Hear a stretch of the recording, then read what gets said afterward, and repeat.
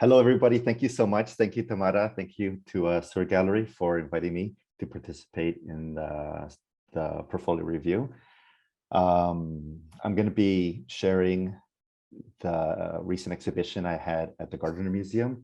It's a body of work that has been taking form it's taken a couple of years in different iterations. It's Forever Bird Botanicals.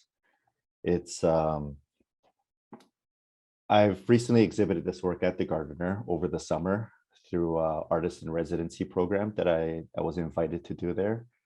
The work was created at the Gardner Museum in 2 months, and it was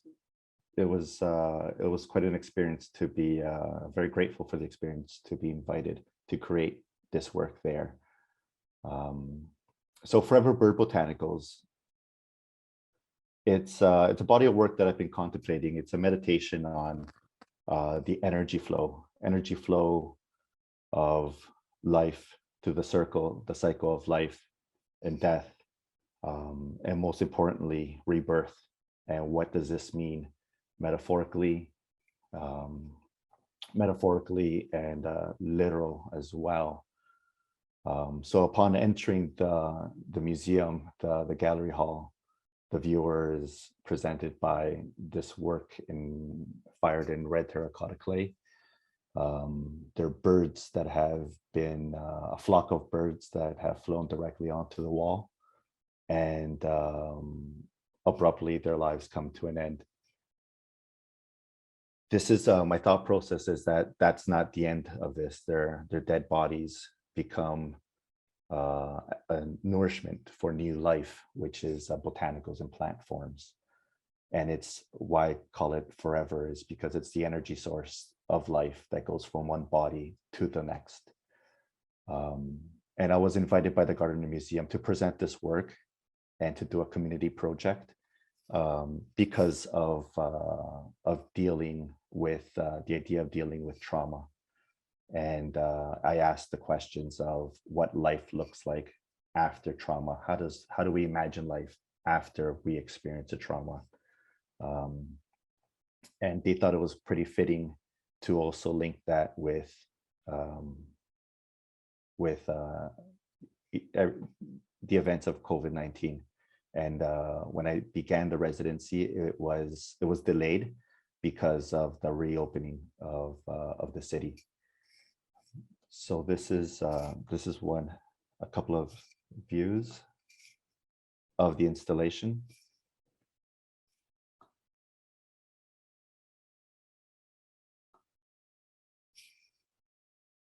So I pretty much, in thinking about this presentation, I thought that I would break it up with how do I communicate this visually through the sculpture installation that I have here, and what is it that has inspired me throughout the process. Like I mentioned, I have been working on this project since 2017. It's always been in the back of my mind in my studio practice, and it's organically taking form throughout the last 3-4 years.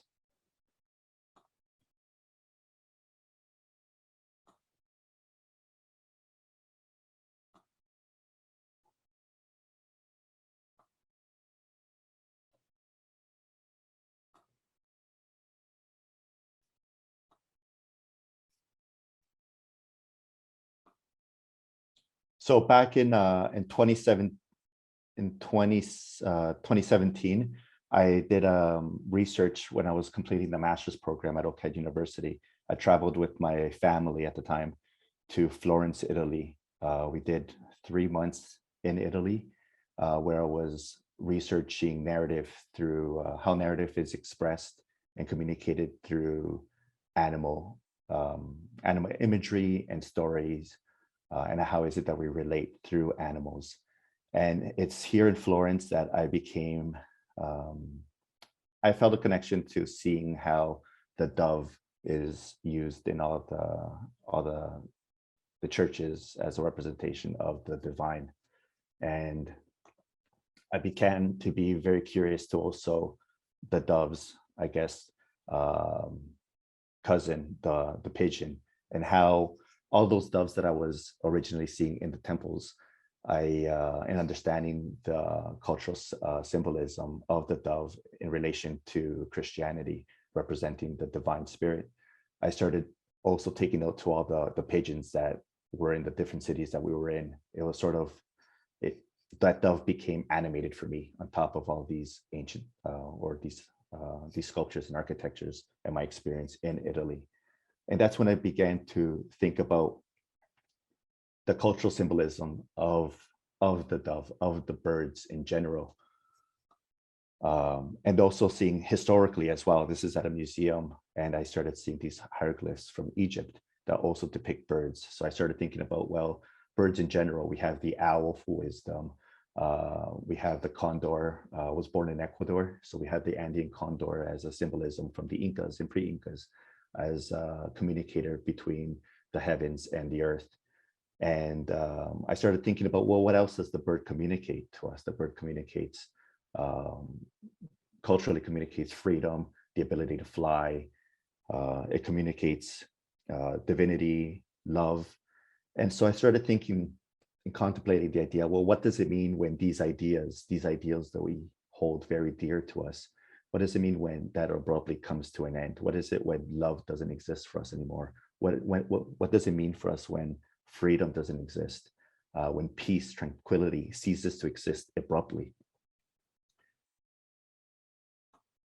And this is my son Bento at the time. He and I work very closely when I spend a lot of time with my family.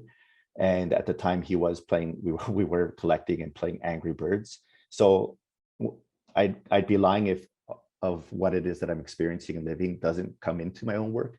And so thinking about Angry Birds and them hitting objects, I started thinking about, that's how sort of my thought process was taking form, of imagining these doves, their lives abruptly coming to an end. And what does those doves symbolize for us individually, for our personal lives? What does it mean for those ideals in our own personal lives? What does it mean for when our peace and our love cease to exist, or our faith in whichever faith it is that we have religiously?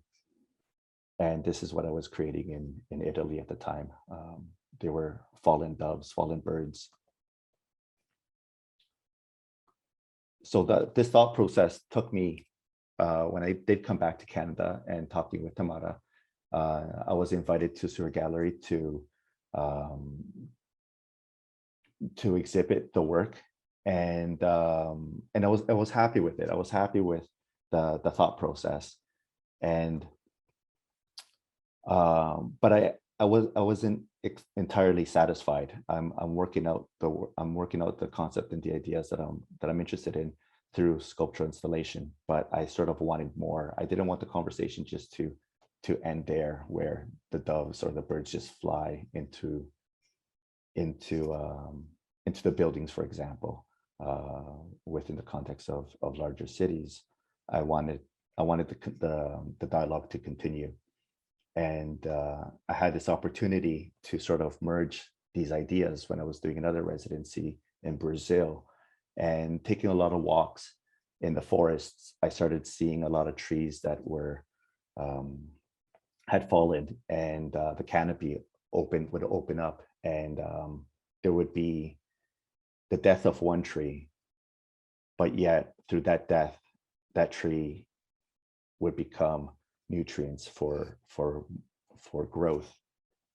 And that's where I started mashing up sort of my ideas, started thinking about, well, the bird dies, the symbolism of what the bird is dies. It could be metaphorically for ourselves, but something else is allowed to grow from that.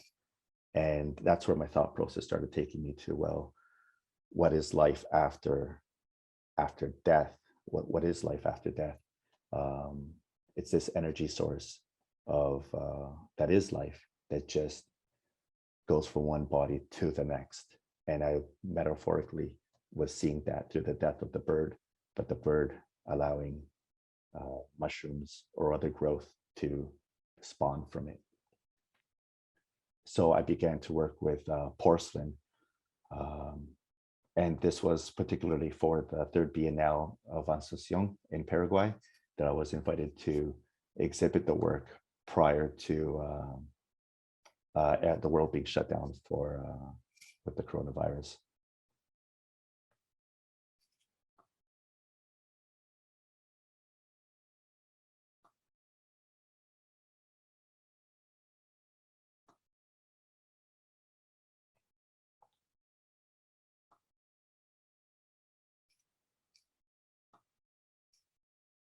So then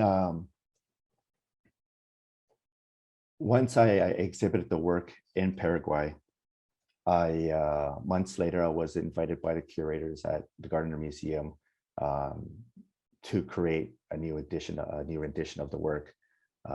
So I didn't want to create the exact same work, but I wanted to see it, how it would evolve, where I was using porcelain and the connotations of porcelain with colonialism for the exhibition in Paraguay. I felt that it would only be suiting for me to use terracotta for my exhibition at the Gardner, particularly because of the Latin American collection that they do have there, which a lot of is in terracotta. So it was really important for me to work with the material that communicated directly to my connection to that exhibit and to the context of how a lot of that work was collected for that particular museum. And in visiting the museum, I did come across the Valdivia figurines, and these figurines are from my birthplace of my family in the coast of Ecuador, Manabí. And so I did reflect on them, and I did a little posting in conversation with ancestors, Valdivia figurines from Ecuador's coast. And talking to the person in charge of conservation for the museum, I started researching through their guidance that these are metaphorical representations of the birth and destruction of the universe. And they're also seen as fertility ritual objects for ceremonies. And I thought it was pretty fitting towards how it is that I thought it would connect it to the Forever Bird Botanicals that I was creating there at the museum. My thought process from here went on to continue working with clay for a firing purpose. And a lot of my time preparing for this exhibition, because we were still in lockdown, I was out in nature quite a bit, going out for hikes and bike riding through trails. And this particular image here sort of reminded me or inspired me of portals, the idea of portals, finding portals in nature that I was drawn to, particularly this one where it's the roots of a tree. It's roots of a tree where I felt that it was the connection of the underworld, where the roots are representing what is underneath the ground, but it has fallen and it's exposed now. And for myself, when I saw it, it communicated a type of portal. But I wasn't sure exactly what I wanted to do with it, but I knew that it was communicating something to me. The whole idea of a tree that expands out with the sun, it grows with the sun, with oxygen, but here it sort of revealed all three of its stages, the underworld with the roots, the trunk, and then the leaves that were absorbing a lot of the sun for its own growth and nutrients. And I was curious to see how this work was going to change as my perception of the work was changing as well. And my process was I'd go up to a friend's cottage quite a bit, go for long walks, and then start creating new work. I wasn't sure exactly what it is that I was creating, but I just had to trust myself in creating these sticks that were the impressions of my hands. And I knew my objective was to exhibit the bird botanicals that I had previously exhibited in Paraguay, but I also knew that the work was changing, but I didn't know in what direction that it was actually changing. And it's a little frightening at the time when you have a deadline, a short deadline to create work and exhibit at a museum, and yet you are not too sure exactly where it is that you're going with the work. And this is, I'm understanding the work a little bit better once they're actually fired in terracotta. And I didn't know exactly what I was going to do with the work. I just know that I had to make a lot of them. So my brother normally works with me in production. So we just started saying, okay, we're not sure what we're going to do with it. Let's just make 500 of them and see where it takes us. And that's my other kid, Pikachu, in the studio. And I'm still trying to make sense of what it is, where it is that I'm going with the work. Come installation, it's all starting to come. I have like 500 sticks I have to try to make sense of, but then it all is coming together for me through play, and allowing an opportunity to play not only in the studio, but I was very clear with the curators that the work is created in the studio, but at the same time, the installation is also part sculpting as well, because I don't have a game plan. I know it's going up on the wall, but I don't have this sculpture A is going to go on this particular side of the wall. So it was a little interesting working with the installers there, because this whole process was very organic. And my brother and I were trying to figure out, okay, how visually I work very closely with my brother, so he understands throughout the 3-4 months that I was researching, mostly out in the countryside, saying this is what's inspiring me right now. I'm not sure how this is going to be, the spirit of it, how it's going to be communicated within this installation, but I just know that I have to trust and that it's somehow going to be influencing the work that I'm creating. So we started playing and coming, it started taking form. These are a lot of the other organic forms that how the bird started changing.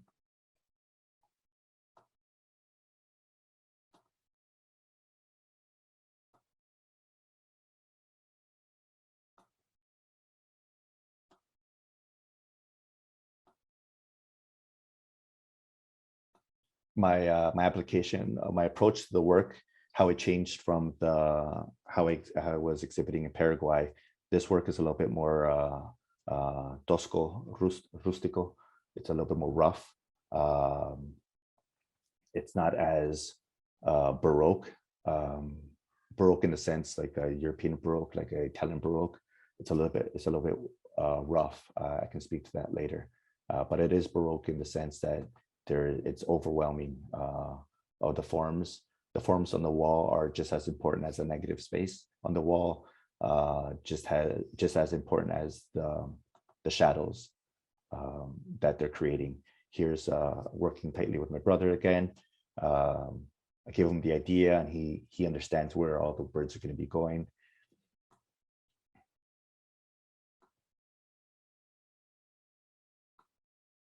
And that's the work.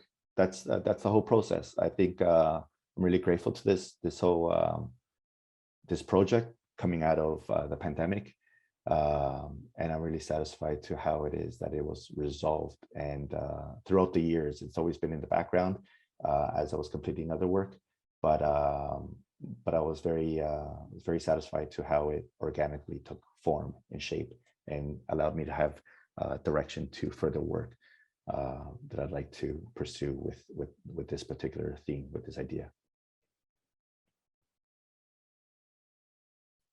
All right. You still have about 2 more minutes if you want to touch up on anything else that you. Oh, is that right? Yeah. Okay, go great. ahead. I wasn't keeping track of the time. I'm not sure. I think I'd give those other couple of minutes towards the questions when they do come up. It's I think I'm good right now. Sounds good. Not a problem. So Monica, if you want to go ahead, you can share your screen. Sure. We'll go over Q&As later. Second.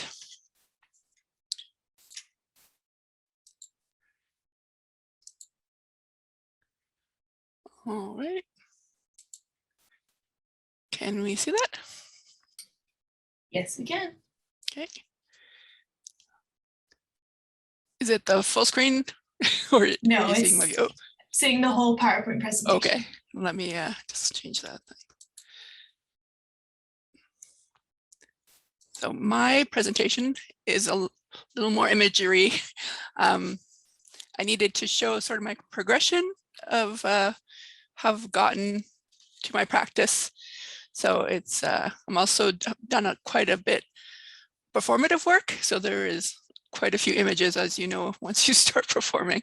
It's kind of the only record left. A lot of my work is made for the gallery, and then it disappears after. So there's the only records I have are the images or the video. Okay. So this is one of, I'm thinking it's one of the pivotal points in my art practice. This is the piece I made for my MFA presentation, graduation work, sorry. It's Everyone is Fallen Except for Us Fallen. It's a line from a poem by Raul Zorita. It's a very moving poem about his experiences during the coup in Chile in 1973 and beyond. So it became kind of the line that I hung this work off of. So it's a large scale porcelain and terracotta installation. So over 400 forms, cross forms as I call them.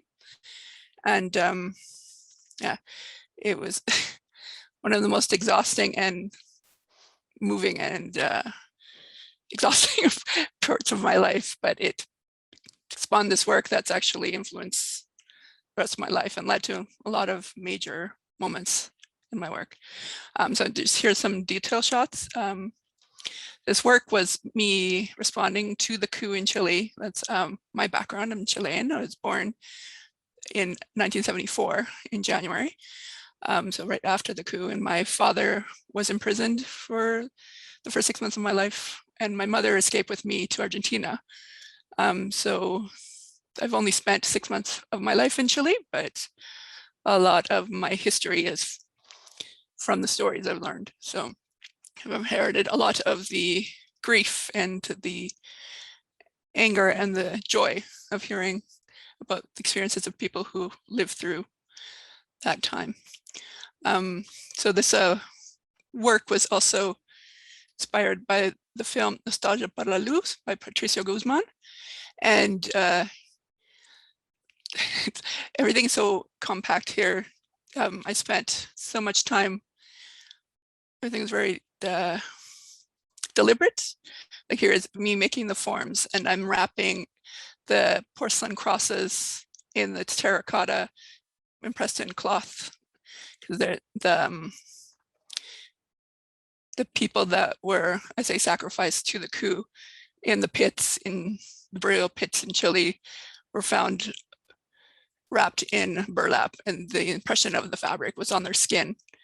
And it's also the Inca, I've also traced that. They wrap their mummy and sacrifice it to their gods. There's also the impression of fabric on skin. And ceramic it collects impressions. So for me, it was it's the only medium I could have used for this. And I also used terracotta and porcelain to talk about colonialism. And so for me, it's how I put them in the kiln. They fight with each other and work with each other to create these new forms. So for me, that says a lot about the world of South America. So this was in 2012, and the following year, I was nominated for an RBC award. So this also was in the Gardner Museum. This was a year later after my MFA show, and it's evolved the work. So I worked through everything,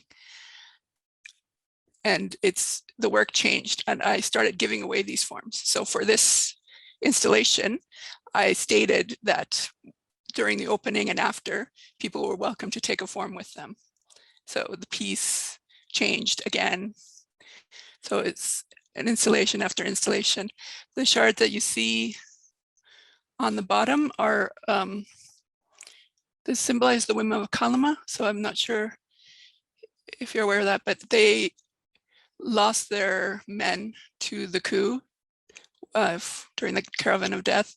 And so they searched the desert of the Atacama for any remnants of their men. And so sometimes it's only shards of bone. So it's, I've created this piece for that. And these cross forms are splintered, so they're sharp. And so they're beautiful but deadly.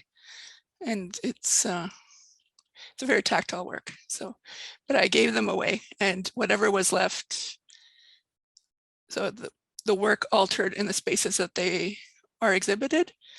But when I was making this work, I would hear the wind. So I knew that one day I would like to take what was left of this installation to Chile and leave in the desert of Atacama. So in 2016, that actually became a reality. So I've also, started working with raw clay.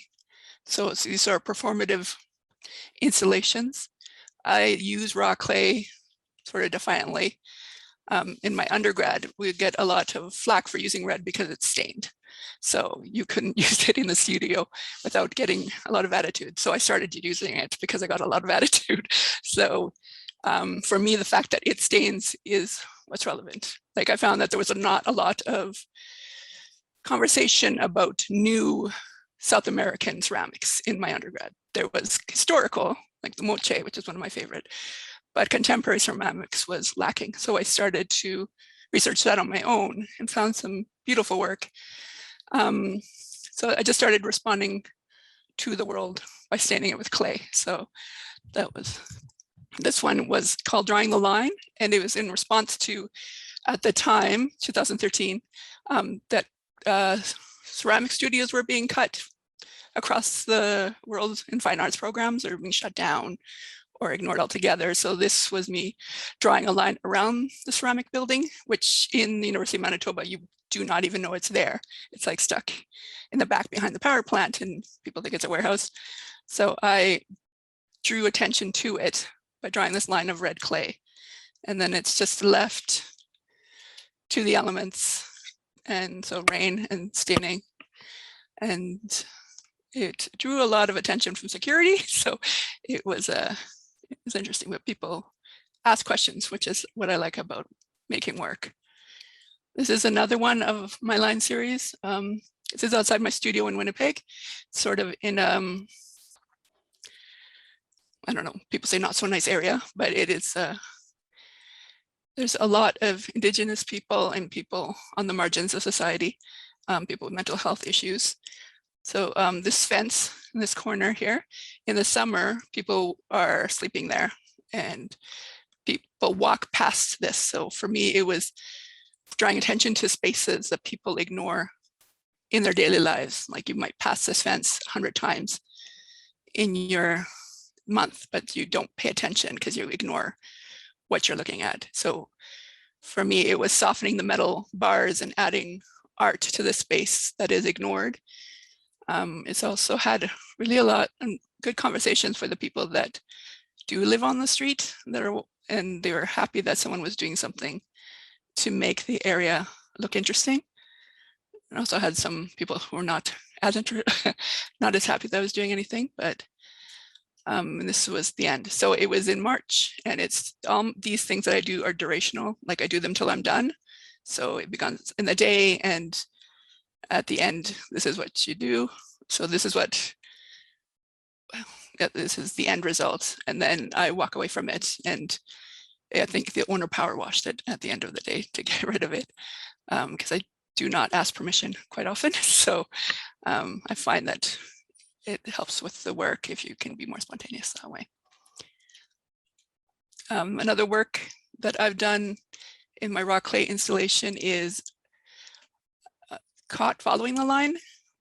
There's a lot, ceramics is quite a big part of my practice, and the history of ceramics and of clay and the politics of ceramics and of clay are a big part of my lexicon.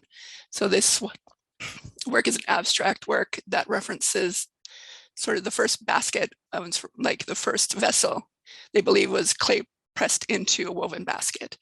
So here I'm referencing the weave and the clay and the pressing. So this work is like 14 feet by 10 feet. So it's one of the larger scale works for me. So I start these things on the day of the opening of the show, and I work until I'm finished. So usually try to time it so it will coincide with the end of the show, the end of the opening. This is me working during the opening as well. So it worked. You could see all the other ceramic works in this space through this net. So for me, it was also looking at this more refined work through the history of clay. And a lot of this clay, a lot of the work is terracotta. A lot of our visual history in ceramics is a terracotta or indigenous clay. And then like in Canada and North America, when the settlers came, they brought their good china, right? They imparted the white, or they cover up the red with the white slip. So it talks about colonization and settling as well. So, and clay is a visceral material, like David said, you know, you leave your impression in it and it has a memory. So, and yeah, it's the history of it. So I'm fascinated by clay and the politics of it. So we can move on here to Return Out of Comma. So I spoke earlier about my MFA piece, Everyone is Falling Except for Us Fallen, and my dream of one day having it go to Chile.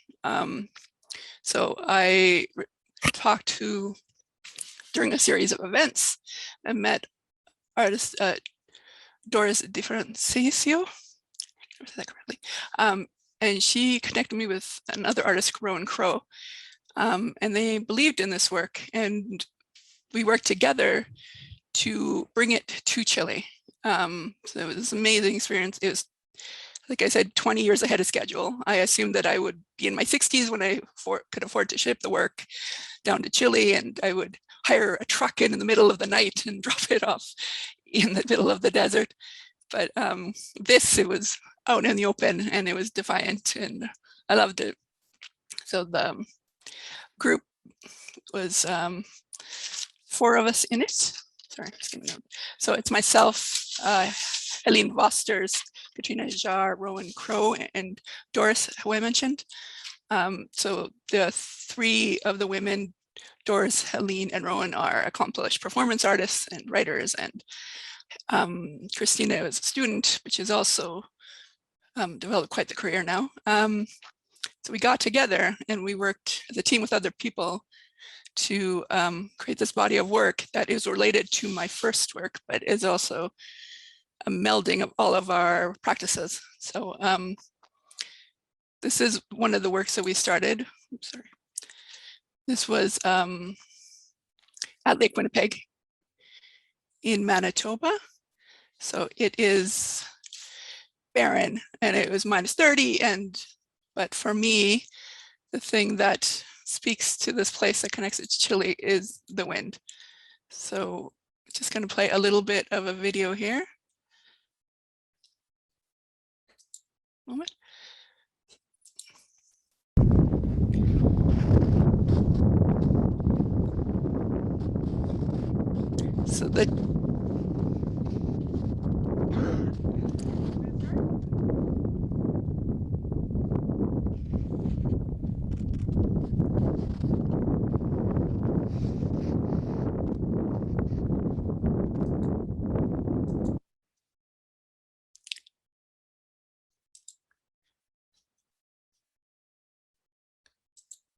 So oops, sorry.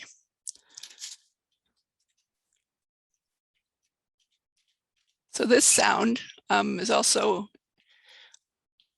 the sound that I heard in the movie that I referenced, Nostalgia for the Lou. He went to the Atacama Desert at an abandoned miners camp that had been a prison camp during the beginning of the coup. And the sound of the wind over the sand was so visceral to me that it kind of inspired the whole work. And this is also Canada. It can also be barren and extreme. And then the wind over the snow is a sound that from my childhood, right? So it's kind of connected these spaces for me and for the group. So the Return Out of Comma was a 3-part project. So we had the Lake Winnipeg, there was a wrapping event, and also this is the part of leaving the cross forms in Chile. So we have some images here. It was over a 3-hour durational performance. We unwrapped all the forms that I've sent to Chile, and we carried them from the distance to mount them in front of the witnesses that were there to experience the performance. It was amazing experience. It was exhausting and emotional, but also freeing. So I left this monument in the desert as a, well, it sort of speaks. The wind goes through these forms and it makes noises. So it has a voice. So it's giving a voice to the voiceless, which is one of the reasons I made the forms in the first place. Why I wrapped all these cross forms so deliberately was to give the care that should have been given to the victims of the coup, the ones that were thrown in the desert and in the sea and in the mountains from helicopters. So for me, it's an open monument, so that can be seen from the road. And this is what is left in the desert. So we have a, yeah, so the monument is there as far as I know. It's left to the elements. I'm just going to play again a tiny piece of the videos. We created a book. Sorry, just play this video here. Riding down a desert road, bringing our histories to the present through a surreal landscape. Riding the wind 20 years ahead of schedule, merging dreams with the dust of reality. Riding with the voices of others surrounding me, their murmurs in my head a soundtrack to the movie flashing behind my eyes. Riding into the memories of my past, the broken links and fragmented stories, riding to the end of the beginning with our constellation. So that was a poem I wrote in response to my thoughts. We drove up to the Atacama Desert, taking the Caravan of Death route that the soldiers took up the coast while they're quelling insurrection. And yeah, it was just, again, it's such a surreal experience altogether. Here's a tiny clip of the performance.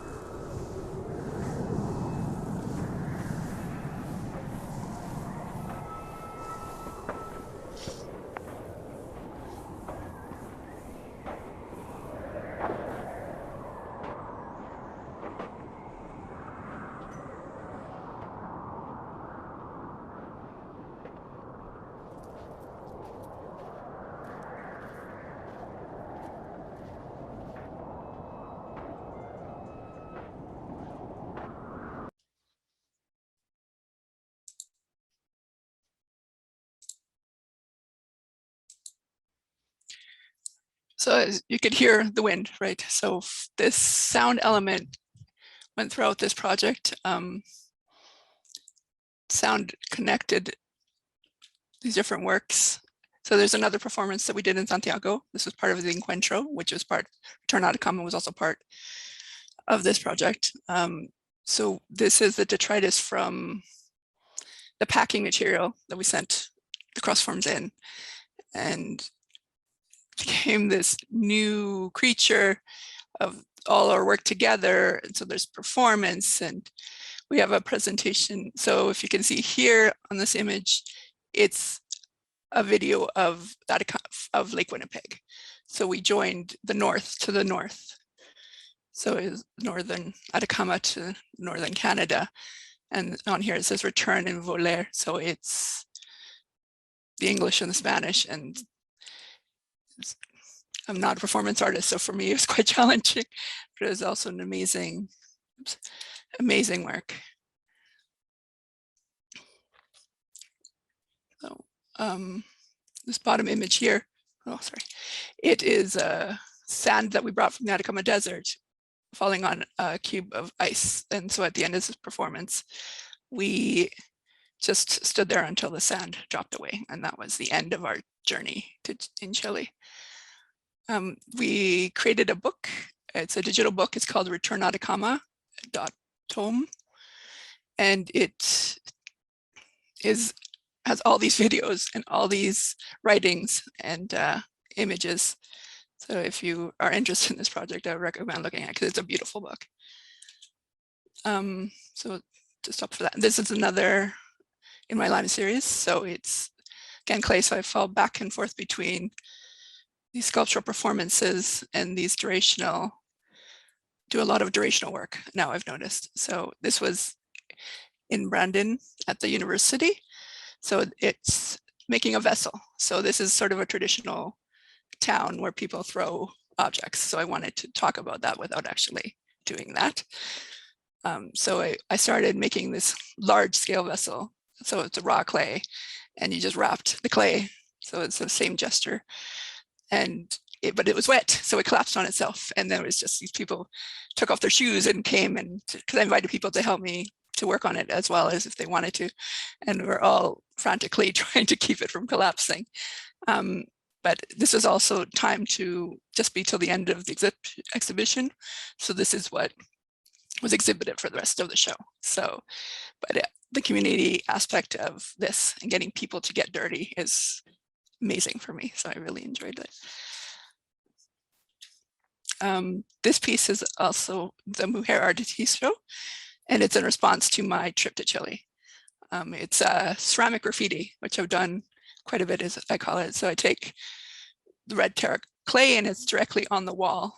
And I brought pieces of the shards back with me from Chile and has things I've collected. And it's just, there was a lot of graffiti in Santiago. So for me, this was kind of fitting way to talk about my time there and my experiences. So one of the things is 40 years later, only the uniforms change, the menace remains, because there was a lot of uniformed people on the streets in Chile, so caballeros. So it looks like military to me, but they're police. But for me, seeing people with guns on the street is not something that is common, but I realized there that if you grew up in Chile during the coup, this isn't some, you've never not had armed men or women on your street, right? So for them, that's the normal. For me, it's frightening, especially inheriting the stories that I've heard. So there's some of the burlap that I've used and my ID card from when I left Chile, and then my parents, my father at the time of his incarceration, and the mark making. And, you know, the mark making for me is quite important. So it's pressing myself into this space, marking the space with the clay. Here is another, the last thing I'll show here is, it's called Contain Her. I was at the Clay and Glass Museum in Waterloo, Ontario. I find the way I work, I've been sort of in between art and craft. You use sort of a traditional material, but you're using it in a non-traditional way. Places to exhibit can be interesting to find. So I decided for this show to make my own space, which the fabricators called my chicken coop, which I was fine with. But so I created this space and I was going to make my own box, but it was the box that I've made. So it was my space, and I was claiming a sort of a raw space, a raw place inside this pristine gallery. So the hexagonal shape of this wire is also the shape of clay particles. So there's all these images and nods to clay in this clay museum. Here's a tiny, so this is at the beginning. So again, this was durational. So it began a couple hours before the opening, and through the opening was quite short. So it was a very frantic making, which was also new for me. And so that was really entertaining. I like making just these frames and then adding the clay and not knowing what will be at the end. So you let the clay and let the material work with you, and it will do itself. And it's surprising at the end what you end up with. It's also, as I do for a lot of things, invited people to participate. So we'd have children and a few of the adults who didn't mind getting dirty come and help press clay. So this is sort of images going through, but the shape of it and the texture and the movement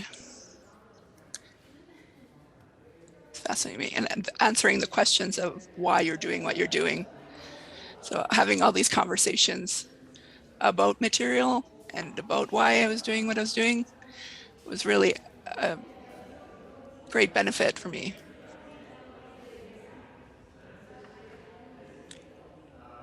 So the weight of the material on this wire, and very indulgent. And at the end, I did the 3 sides, but I left this side empty, and the kids in the summer camp came and they finished it at the Gardner. So they run summer programs and they were super excited to do it. So that was wonderful to know. And it was, yeah, it's, so this is the end. It ended up looking like that, and then gets thrown out at the end, I'm assuming. Like, I don't know, a lot of work when you leave it, right? So it's not for me to tell people what to do with the work after I've done it. So I believe that art's a living thing, so it should be a living thing and to be interacted with. So things like this really inspire me. This is the second Mahao show, so Chanchitos in Winnipeg. I also like creating multiples of fired objects that I give away. I've done that quite a few times in my practice. So there's a little thinking of Chile, thinking of luck, thinking of time, thinking of history, the notion of the past, creation, destruction, thinking of a 3-legged pig, how lucky it must be to stand still on the legs, on 3 legs, to keep standing on even ground, carry a bit of luck away, and think of Chile. So I sat during the opening and carved this large chanchito and asked people to take away. So this is over 300, and they're individual pigs, so they're all individual. So people would take them and have conversations about what I was doing and about Chile and about clay, and it was an amazing time.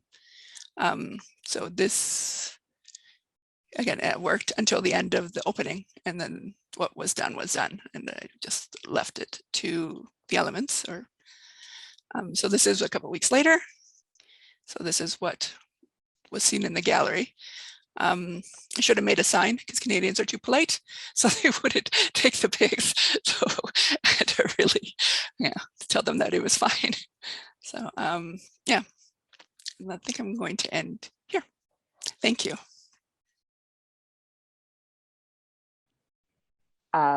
Monica, when I saw your presentation, first I watched David's presentation, and then I saw your presentation, and I thought how well curated the two of you were, like the two, the selections were for these portfolio reviews, because there were so many resonances between your work, and they're both these really sort of multi-layered sort of poetic responses to really kind of heavy themes and historical occurrences. And one of the things that I always appreciate is the way in which artists, when artists respond to trauma or engage with representations of trauma, and working around using, it's a bit different with David's work, but in yours, there certainly are references to the body without actually showcasing the bodies that have experienced these traumas or are affected by these particular traumas. And one of the things, though, that I was really interested is the way in which you both deal with time in terms of the labor that it takes to produce your work. And you mentioned the fact that you have this very your way of working, it's sort of like, it seems as though there's this period of gestation and then followed by this flurry of activity. But I was thinking about that, and then I was thinking about the engagement with space and place that occurs in your work. So I'm wondering if you could speak to both of those elements. Okay. Space and place. Yeah, they have, like, you know, I worked with clay primarily when I was at school. So that was the spaces that I created in. And then you move out of that sort of incubator and out in the world, and you don't have the supports that you would have in the institutions, right? To set up a ceramic studio is quite expensive, and you need permissions and all these things, which I don't like getting anyway. But, so I had to figure out a way to work with the material I love in a way that also is meaningful to me. It's just not a way to expedite my work, right? And it had to be part of the landscape that I inhabit. And that was so being part of the places that I live in has become important, because I am very transient. Like, my family moved 14 times before I was 16, I think, right? Oh, So wow. sometimes only a year in one place before we moved to the next, like including Chile to Argentina, to Saskatoon, to Edmonton, and then places in those areas that we moved as well. So for me, being a nomad is kind of part of my own history. So, you know, it's kind of, when you move your world around within yourself, it becomes harder to root yourself in the places that you find yourself in. So I started to use clay as a way to anchor myself into the spaces that I've been inhabiting, and also to leave a trace of myself as I moved out of these spaces. So yeah, like, so it makes it hard sometimes to make work in places that I haven't been, because I don't know the space, the air, the light, the shadow, the people, you know, the energy of the spaces. All of these spaces have energy. So yeah, so it has become very important. And kind of to follow that thread a bit further, I was thinking about this when you were talking about sort of collapsing the distance between Winnipeg and the snowscapes of Winnipeg with the desert of Chile. And there was a way of, you sort of alluded to some of the traumas of colonization that have occurred here in the Canadian landscape. And what I thought was interesting, the way that you paralleled them, but you didn't necessarily, you didn't necessarily, while acknowledging the histories that you are bringing with you and some of the trauma, the intergenerational trauma that you have brought with you, say from Chile, from South America to Canada, there is a way in which you honor that within these borders or within this landscape, but also acknowledging that there are traumas that are particular to this region. Well, not this region, because Canada is quite broad. I thought that was interesting, and also the fact that you're simply, one of the things that occurred to me was that you were sort of migrating this occurrence that took place in, we often are, the way that the two continents are posited is as though they're separate bodies of mass, as though they have nothing to do with one another. But I thought that linkage that occurred was really interesting. And it was this really subtle way that your work drew that out. And again, through this sort of performance and these sort of communal aspects that occurred in it. I'm wondering if you could maybe expand on that a little bit. That's a good question. Yeah, like I'm always been conscious of the fact that, you know, we're grateful to be in Canada, right? We're refugees, colonized refugees from a different country, but we have a lot of the experiences, the Métis, the class system, the racism, the internalized racism, all of these things that are present in Canada as well, right? So, and sitting on that history and then moving to another world that also has that history. And also the land itself is also so important to the people that, you know, lived here before everyone else, and to the people that have escaped from other places looking for opportunities, right? Or escaping from judgment or punishment. Or so one of my things I'm always interested in, the fact that people usually don't leave their home if they're happy there, right? So Yes. it's people leave for a reason. It's, if you're very comfortable and happy in the place you are in, you never really think to leave.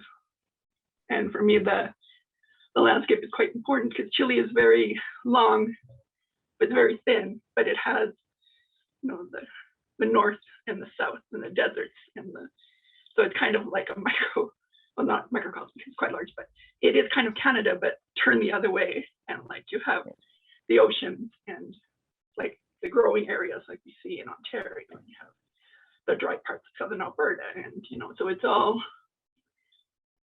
there's kind of a sky, like I grew up in the prairies, so for me sky is kind of an evocative image for me. I went to Europe and everything was built so close together that I had the first case of claustrophobia just standing out in the middle. Yeah. Like, where is your sky? And so moving to Winnipeg was actually quite, I heard a lot of things about Winnipeg, but for me it was quite comfortable because Edmonton is not that much different. It's not less cold in the winter, and you know, it's, I don't, so when you say it's, sorry, I've lost my train of thought. Sorry, I've gone off the grid here. But yeah, so for me, the people and the land is quite important and is a powerful thing. So I'm trying to recognize, you know, my gratitude to the safety that the space has given me over, you know, it being taken from others. So it's, yeah, so it's kind of the line I think that any refugee walks, you know, being grateful, but also not wanting to go back either because of the safety of the space. So I don't know if that answered your question. I think it did, and I appreciate that answer because it touched on, again, all of these other threads and sort of layers that are embedded within your work. I'm going to sort of skip around here. Sure. At the very end of your talk, you mentioned a new body of work that you're dealing with, or where you're exploring COVID, and you mentioned some of the statistical information, the way that it's affecting certain demographics, or the effects that it has had on certain marginalized demographics, i.e. people of color, and that you are kind of responding to, you've used and you've incorporated an earlier work or earlier works into this new body of work, but you're referencing some of the catchphrases that are being used. And I'm wondering if you could speak about that a bit more, because of, I mean, there are obvious references to trauma. And then the other thing is, when I'm thinking about your earlier work, when you made that work, it was sort of like you had this, it wasn't like you did, you were making work over something that you have carried with you your entire life. And now you're making work about something that is currently ongoing. And one of the things that's interesting about the pandemic is, you know, a lot of people have made work about like the isolation that they've experienced or whatever. And I think it's interesting because it's still ongoing, and we don't have the benefit of kind of historical distance to parse, you know, all of our experiences. In many ways, we're acting as though the pandemic is over, but it's not. We have more opportunities to come together and engage, but they're still kind of mitigated by this pandemic. So I'm wondering if the question in that is, what is that like, making work in real time about something that is occurring in real time? That's very much issue-based. You've done this with other pieces, like you've made process-based works that occur in real time, but in terms of dealing with something that's quite, you know, on such a broad scale that's so enmeshed, that's so intertwined, and where we don't really have, in some ways, we don't have a lot of space to think about how we're experiencing this. So I'm wondering if you can kind of talk about those differences. Okay. Yeah, it is happening now, but the roots of it are not based now. So for me, it's actually, I guess it falls into what I work with, right? Looking at the historical roots of the things that are affecting us at this moment.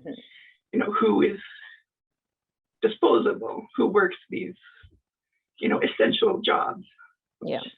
I don't consider hairdressing an essential job, but it's, you know, some people need that to live.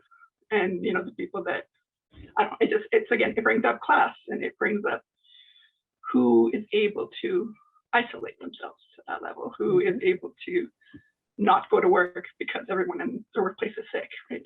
Who has choices is something that has always come through history, is who has choices, right? And a lot of the people who are, you know, in the hospitals and that tend, you know, to be people of color who didn't have a choice, you know, who have to support their families, who have to live. And that is, as we discovered, a whole larger section to the world, right? And then how to support these people that weren't supported before, right?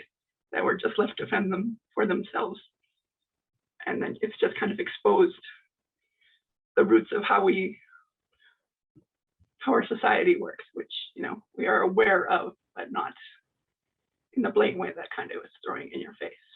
So for me, I can kind of see the roots of migration and how, you know, the people who kind of helped spread this are kind of seen as the ones who had the privilege to travel, and then they've branched out and taken it back to places, you know, the people that didn't have that option, but are getting affected just the same. So yeah, it's, I guess where I find the way into the present is through the past, which is something I've always done, because everything is rooted there. It's just the layers, as you say, of how we intersect and how the disease has spread, and the migration of this pandemic is also something that is kind of echoes the, you know, how with the Black Death, how things changed the landscape of the world, and how smallpox changed the landscape of the world.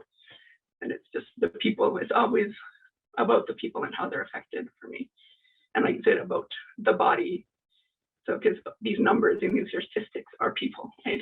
They're the bodies that are affected by this pandemic, by this disease, by this hysteria in some points. And, you know, it's just, so I guess that's the way I am working in the present, but not really. So. Okay, I have one last question about that. In terms of, is your reaction to some of the buzzwords, as you term them, that have been used to talk about the pandemic during the media? Is it the way in which they sort of, they're these kind of short, pithy phrases that we all use and like continue to circulate that don't really even begin to address the myriad issues that you've laid out here? Is that sort of what your response is to that, or? Yeah, it also, because this topic is so layered and it is so complex and it has so much room for interpretation in people's opinions, that it's kind of a way for me to hang some of these things that I'm thinking about on. So it's just like I talked about this to other people. It's just, you know, the words are big words, but if you use them, it kind of tells everything the way people think anyway, right? So it's just a space for me to hold the thought while I expand out from it.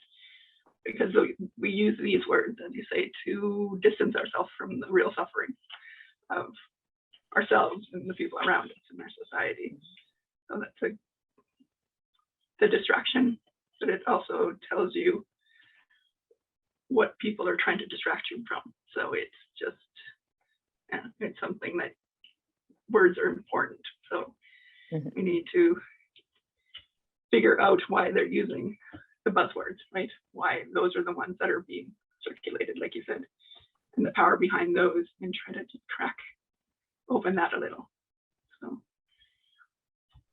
So for me, that's why those words might not end up in the finished product, but they're when I'm basing product finished work, I'm basing it on, you need a way in, because it's a vortex, right? And if you don't anchor yourself somewhere, you'll get lost. Yes. So that's I'm trying to use words for right now. All right. Well, thank you. Thank you for that. Those really thoughtful responses. One of the things that I thought was really interesting was how in one of the detail shots of the Gardner installation, from the side, it looked like the birds and also the wreath that was on the wall. I'm calling it a wreath, as though it were fashioned out of like desiccated leaves.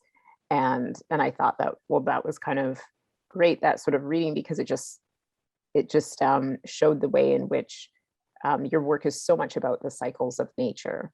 And what I really appreciated in hearing you speak about it, the material that, clay has a memory.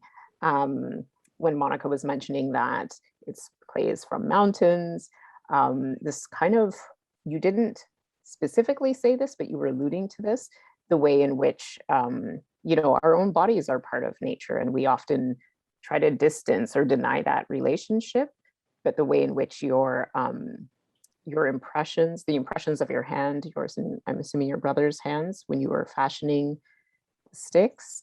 So I'm wondering if you can talk about that a little bit, the relationship of your own body to the bodies of the birds that were represented, to I guess the body of nature overall.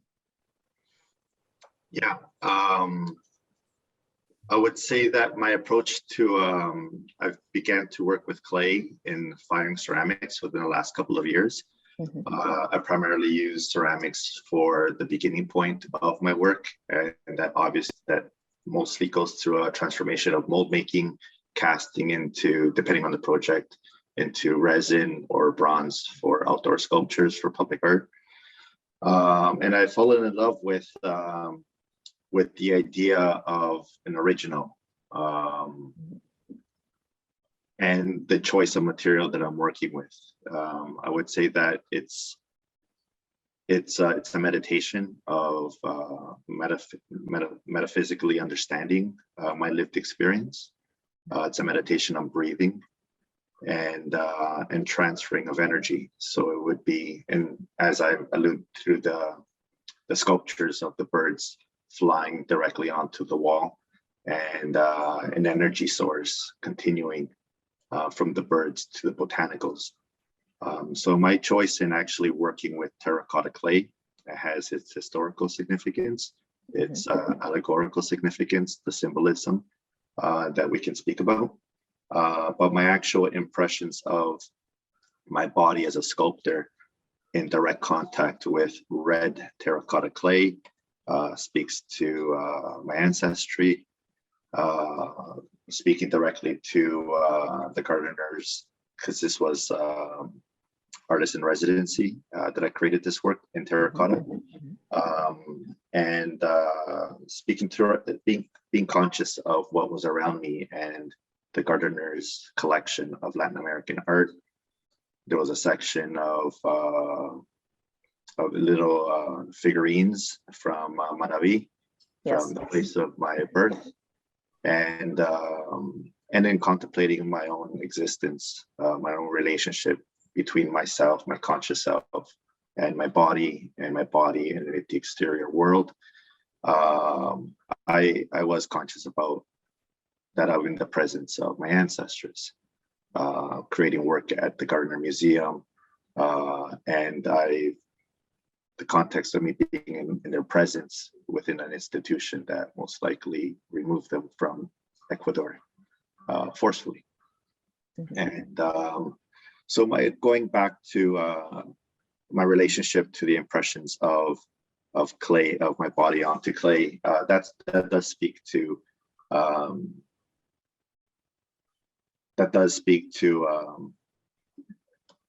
to understanding it and passing on an energy from my body onto the clay,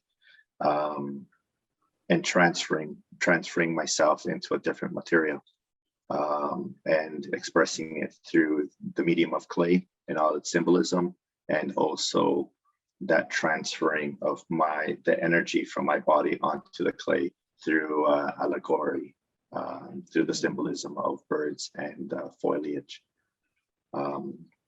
It's a deep understanding of the limits that I can push clay to, and using clay as a language for it to speak for itself. But I feel that it's a conversation that I'm having as a sculptor with the choice of materials, why I'm using that material within the context, and images and the forms that I'm creating. Just like the reeds, when I'm creating the reeds and I'm squishing them, that's a transfer. I feel that's ancient, right? Where we would first grab clay and have the impression of our hands onto another body that exists. Hopefully I hope I keep light to your question there. It's really interesting to hear you respond in those ways. And just now, I was thinking about a presentation that I saw last weekend with Maria Hupfield and Mikanak Migwens, and they were speaking about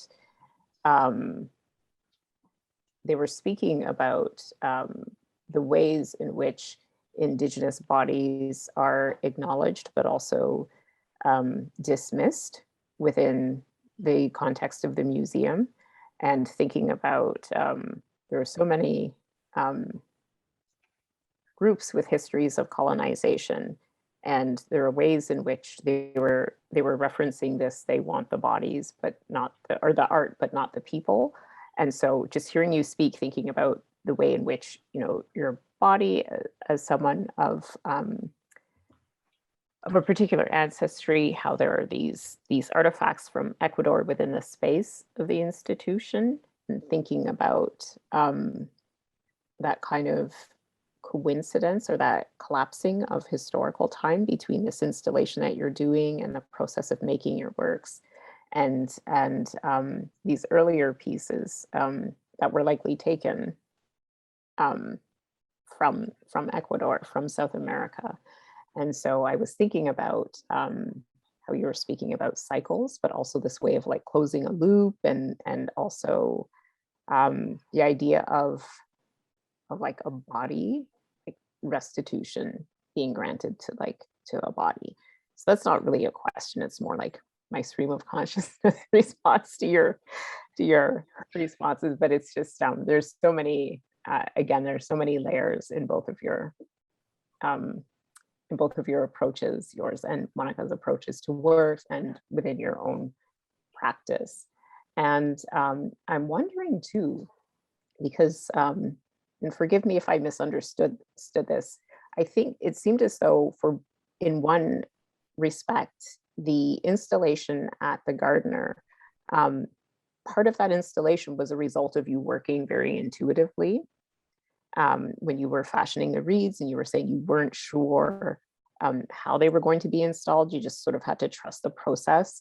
So is that a new way of working for you? And was that something that did it make you nervous to be working in that way? What was that like? Do you think you'll continue to do that in the future? It's I was extremely nervous because you're given a platform and a timeline, and you can fall straight on your face, right? But I feel that 2020, 2019 was a moment where it's very precarious, our lived experience as an individual and as a collective globally as well. This was the second iteration that I was doing of Botanicals. The original, I was originally commissioned for the third Biennale in Paraguay to exhibit the work. And in that particular exhibition, I worked with porcelain, white porcelain ceramic, Yes. speaking to colonialism within the country. So for this work, I wanted to work directly with terracotta, to speak directly to the ceramic collection that the gardener had of Latin America, and also to reflect the idea of sort of blood, going back to our DNA and to blood in general.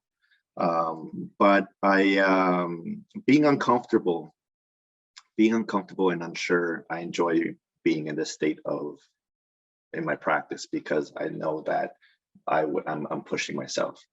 But I do have confidence, and I didn't know exactly what I was doing with those reads, but I had to trust being in the unknown and understanding that I just have to make a bunch of them. And I made I think we stacked up those. They have 4 large kilns, and we stacked up those 4 large kilns. So I probably have like a good 400 of those reeds there, and plus the other birds. I just went crazy making them. But I enjoyed it because I had no idea what I was working on. I just knew I wanted to build the installation, and working intuitively. It was a big part of this installation, because working with the curator at the gardener, and working with the different bodies within the museum, for example, the installation crew, they asked me to give them a diagram of where each bird was going to be installed. And I said, well, I've got more than 600 sculptures here. I went into the project letting them know that I'm sculpting. I've got a couple of months to sculpt everything, and then I would like to have a couple of weeks for installation.